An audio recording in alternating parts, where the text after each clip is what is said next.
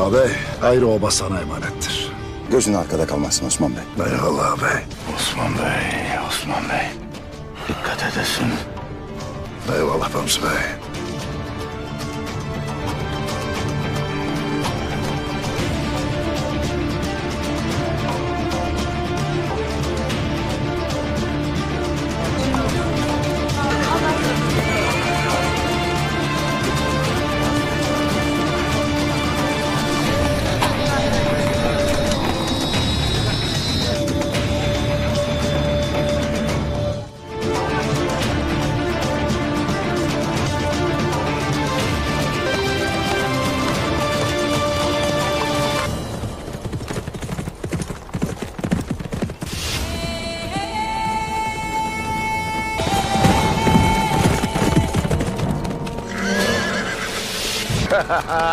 Aceleyle nereye?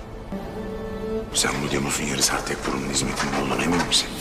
Daima onun işleri yapardın. Adım gibi eminim.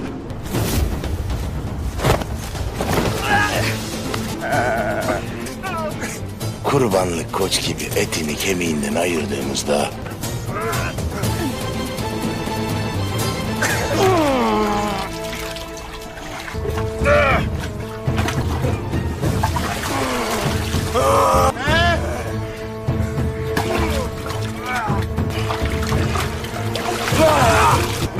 Melik'i de sen öldürttün ha? Evet. Bu suda boğmamam için doğru dürüst. Şu bildikleri bunlar. Bildiklerin bunlar ha?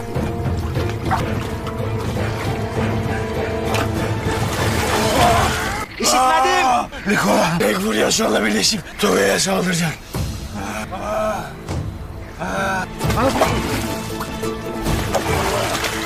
Yalansa ben sana ne edeyim? Tanrı şahide bulunsun ki doğru söylüyorum.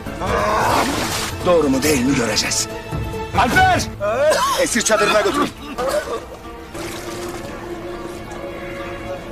İşittin mi Bamsı Bey? Eski dostlar düşman olmuş. İyidir, essinler birbirlerine. Kimin dost, kimin düşman olduğunu vakitlerden geçeriz evlat.